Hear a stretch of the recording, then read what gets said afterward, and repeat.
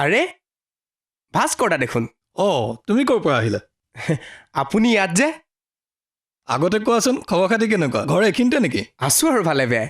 ঘৰটো অলপ আগতে ব'লক নহ'লে আমাৰ ঘৰলৈকে যাওঁ যাম আজি নাযাওঁ এতিয়াতো সদায় যাব পাৰিম তোমাৰ ঘৰলৈ সদায় যাব পাৰিম মানে আপোনাৰ এইফালে পষ্টিং হৈছে নেকি এইফালে নহয় ইয়াতেই মই কোৱা শুনিছোঁ থানাত বোলে বৰ কাৰা অচি এজন আহিছে তাৰ মানে অচিজন আপুনি কাৰা বুলি কৈছে নেকি ভালেই হ'ল আপুনি অহাৰ কাৰণে আপোনাৰ লগত বহুত কথা পাতিবলগীয়া আছে মানে ৰাজহুৱা কথা যাবা যাবা মোৰ ৰুমলৈকে যাব অঁ পিছে আপোনাৰ ৰুমটো কোনখিনিত আছিল আমিৰুলৰ ঘৰ পাৰ হৈ বাওঁহাতৰ ৰাস্তাটো যে সোমাই পেলাই 2 নম্বৰ ঘৰটো মই কাইলৈ ফ্ৰী আছোঁ অঁ ঠিক আছে মই কাইলৈ যাম বাৰু এতিয়াতো আপুনি কিবা কামত আহিছিল যাওক ঠিক আছে আহিছোঁ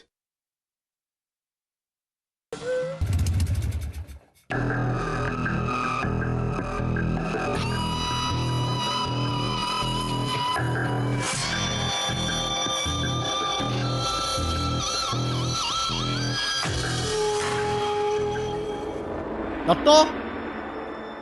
দত্ত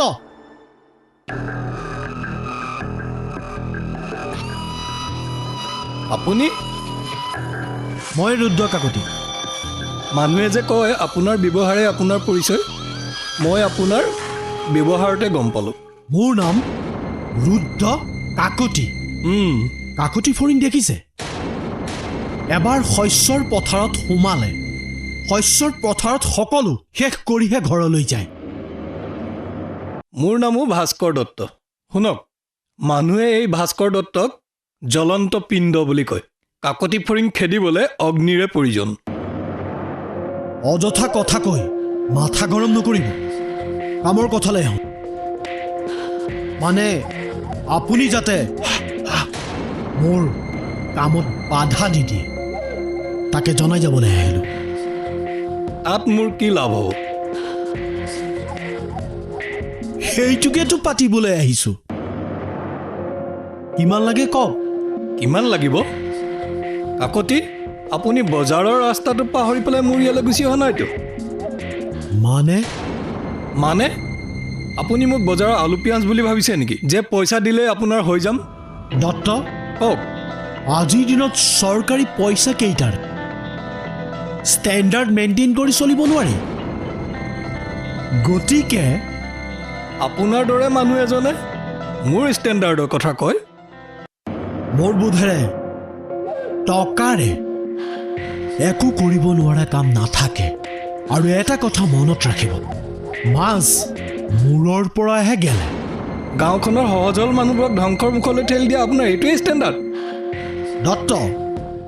বাৰীৰ পুখুৰী সিঁচোতে 2-4টা মানুহক শিঙি মাছে বিন্ধে তেনেকুৱা সৰু কথালৈ এই ৰুদ্ৰ কাকতিয়ে চিন্তা নকৰে সিদিনা আপোনাৰ এই কুকৰ্মৰ বাবেই পোনাকণ নামৰ মানুহটো মৃত্যুৰ মুখত পৰিবলগীয়া হ'ল বুজিছে এয়া মোৰ ব্যৱসায় আৰু শুনক ইয়াক মই চলাই যামেই আৰু ইয়াত যদি কোনোবাই বাধা দিয়ে তেন্তে তাৰ ব্যৱস্থা মই ল'ম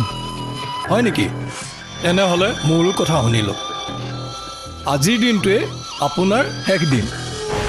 কাইলৈৰ পৰা জেলৰ ভাত খাবলৈ পেট খালী কৰি ৰাখিম